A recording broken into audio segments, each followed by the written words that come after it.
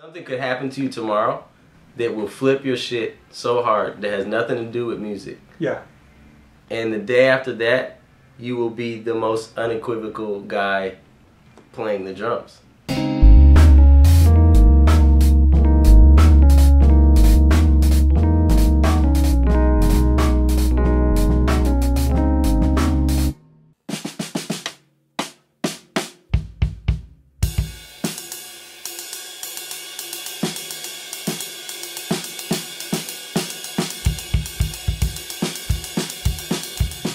And yeah, one thing I started to notice was like most of my favorite musicians, and let me know if I'm fucking hijacking this interview.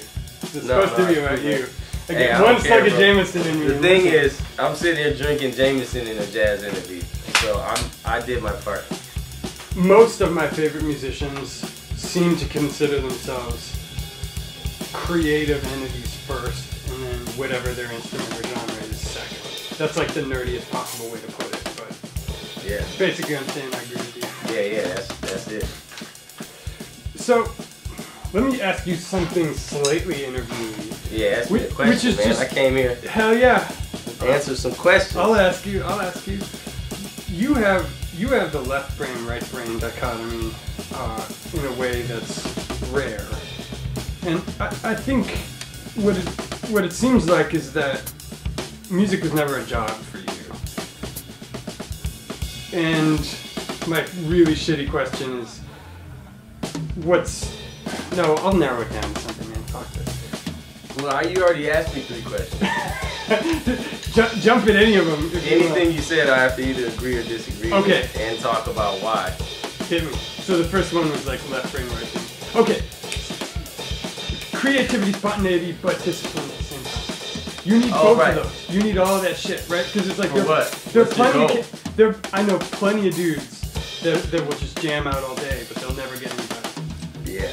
And lots of dudes that are very, very technical but have trouble letting go. So how do you combine those two? Yeah. I don't know. Of course. But what you have to understand is I have that problem. Everyone has that problem. Yeah. Every human being has to deal with being spontaneous, letting go, and doing your job and getting your stuff together. Point being, like, you kind of have to embrace the chaos a little. Right.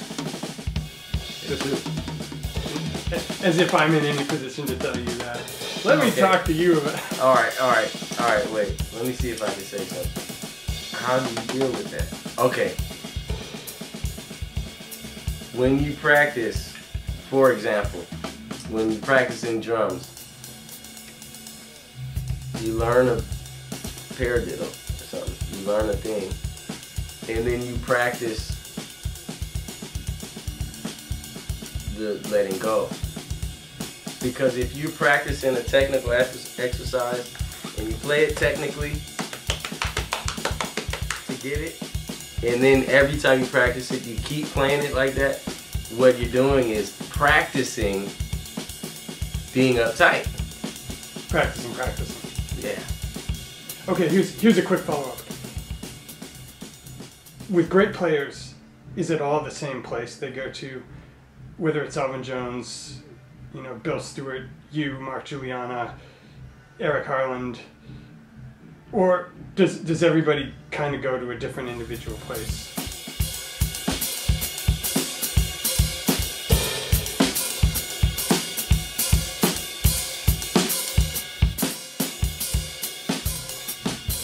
And that's really broad, and it's intentionally broad. No, yeah. I think that obviously, end of the day, there's only one big place. And that place is divided into a few rooms. You know what I mean? So you can get to the place via different paths. Yeah. And so, for example, I recently have been thinking constantly about who are my favorite drummers. If I had to name 4 drummers or some shit. Right. And I'd always been naming the drummers that I thought it would be cool to say the name. You know what I mean? like, you know what I'm saying? Like Jimmy Cobb. Yeah, I don't know. It's weird. It was weird. I realized that I was totally bullshitting. Buddy Rich. So I realized, I was like, what am I trying to figure out how to do, right? And if you watch me playing, there's certain times where I sound really relaxed and it like is a certain kind of vibe. And then there's other times where it's really aggressive and fiery. Right. And both of those are important. But the thing that I'm changing, that I'm trying to get to the bottom of, is mastery of that cool, relaxed vibe. Even when I get it jumping. Yeah. And getting it jumping has always just been something that I could do. So I could get to the thing via going nuts. Right. And now I realize it's a little more healing to my chest to get to it via the mellow way. So then I'm thinking like, okay, I'm thinking like this, and then I go hear drummers play. And I hear some drummers chasing that thing. Then I hear other drummers that are like, I'm trying to figure out how to get there through going nuts. And like, they're not even worried about the cool, relaxed way. And that's fine. Right. So then I say, well, if I'm gonna say who are my favorite drummers, as of right now, it's gonna be 4 guys that I think really were chasing that thing, and at like 85, figured it out. Or maybe they figured it out young, but you know, they got it together. You know, like Billy Higgins for me is like, you know, he don't have to play nothing. It's gonna, you know, and some other guys. I'm not gonna name the exact guys, but you know. I do know. Actually, I was thinking about that today while I was shedding. Just as far as like, with Colin the other day, the experience was like, and you know, with you today, I just noticed like, right away there's a dichotomy between me and guys like you in terms of just the self-assuredness and conviction with which you play. And like, having an idea and committing to that idea and trusting yourself. And I was shedding today and I was like, holy shit, like, that's not part of it, that's the whole thing. That's the entire thing. Like, everything else you do is just a means to that end. See how minimal of adjustments I can make on this. Don't touch shit. Don't touch shit.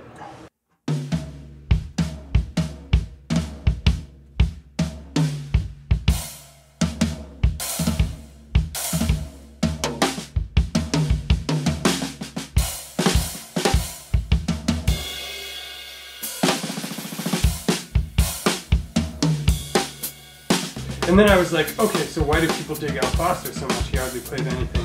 You know, Colin said... He was on the list, he was on the floor.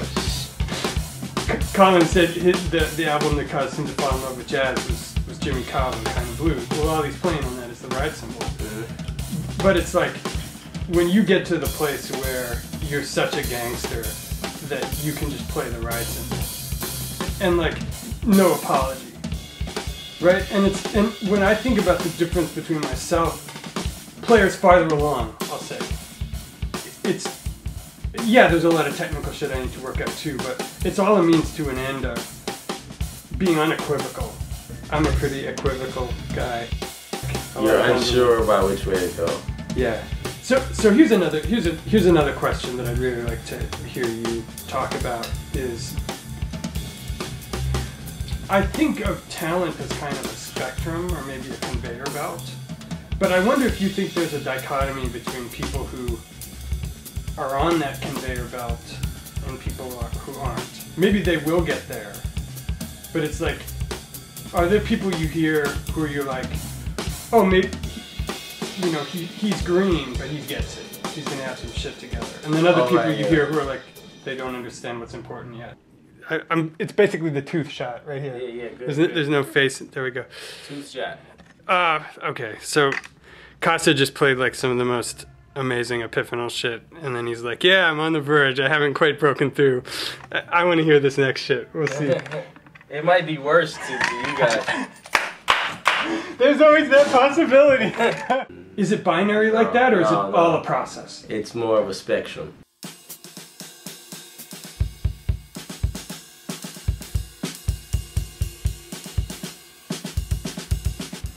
Some people are child actors.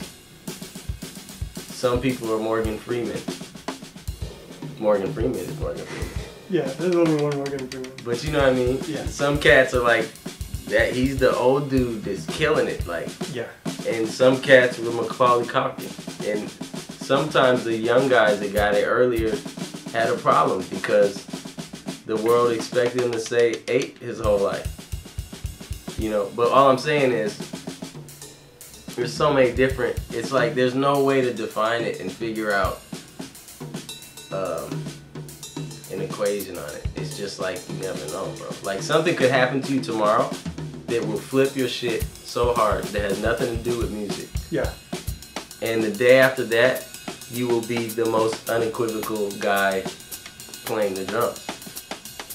I mean, maybe one dichotomy is like people who would understand what you mean by what you just said, and people who aren't in a place to understand it. And I feel like maybe in the last year or two, I've come to a place where I'm more just enjoying it for what it is. Like, I enjoy the drums for the way it makes me feel when I play. Yeah. I wonder, do you feel like that's an either-or thing, like a chasm I jumped, or do you think that's just a maturation? Like everybody kind of starts in one spot and ends up in a different spot. I think it's a spectrum possibility. Just depends. And it depends, yeah. Like I think that, yeah, in a nutshell, you know, I've seen some musicians or artists really dope and genuine with their shit, and then they succeed, and then it just becomes like, oh man, like trash. Interesting. I talk about this with my wife a lot, actually. Like maybe there's value in the struggle, in the trying and the failure. I think that if I was to hit it big, I would make sure that. Yeah. If I was, you know, if I had this Red October song right now, this is the thing. If I hit it big, I'm gonna make sure one aspect of my life is not working right. Yeah. It's very simple, man. Like, people pay money to go to a gym to lift weights. Yeah. That is adversity. Yeah. That weight is, you know, and it's like, you need it. It's actually way more important to kind of have a guiding light, a motivation, a burning desire, and the tactics are far less important. Like if you have that, so basically I'm putting myself out of business right now. Well, how so? Oh, you're saying it's not about the drums? I'm saying it's not about this or that paradiddle lick, and it is too, because that stuff's important. But if you want it badly enough, you'll figure out a way. Yeah, you can figure out how to. If somebody is like watching this video and they're like, "What's a paradiddle?"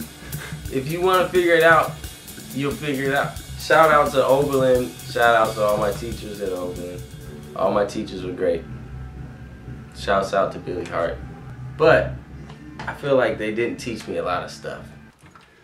I say the one you want to play to is this. Oh, it lays down a backup track? Yeah, it loops. Hell yeah.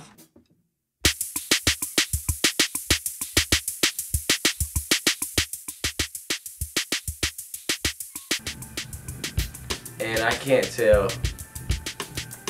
just like the academic concept in general, not like particular teachers, because that's where I actually got a lot of the game was from the particular teachers. Mm-hmm. But the general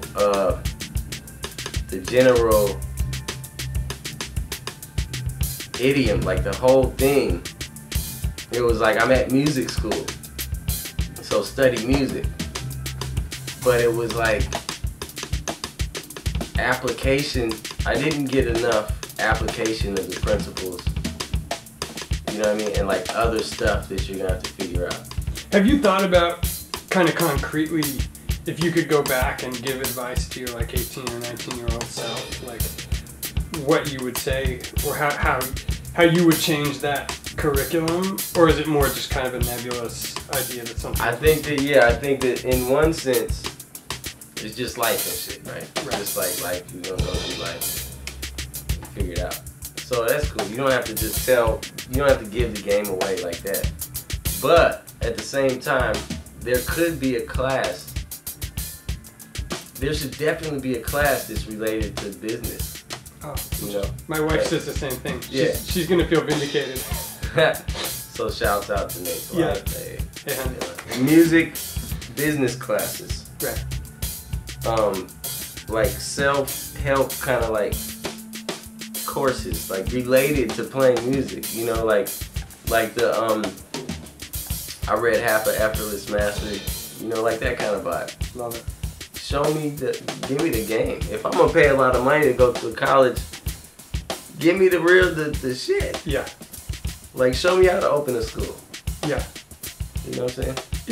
Was there something that you picked up in the ensuing time that you feel like was kind of the crux? Your problems always change. You're always gonna have problems.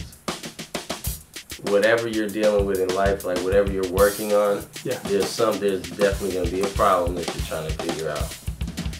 And it's not as bad as it seems. And the solution to it, in my opinion, is working hard in a well-rounded way. Like, if the problem in your life is, I'm like, I want to blow up and great jazz musician or whatever, Yeah. then work harder than everybody else. Right. Sleep half as much. Practice twice as much. Right. Work out all the time. Read hella books. Right. Make fresh juice smoothies after you work out. The Rocky shit. Dude, yeah, get on your Rocky. Dun dun dun dun dun dun dun dun.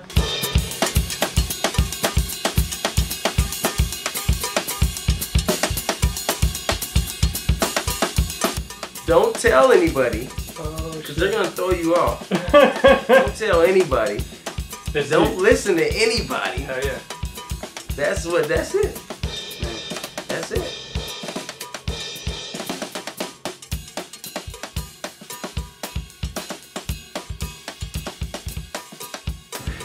Yeah, I think I will respect your time and wrap it. Thanks so much, man. Not my time, bro. Your battery is about to die. You're right. I'll save my batteries some time. All right, man. Peace, yo. We out. Holla back.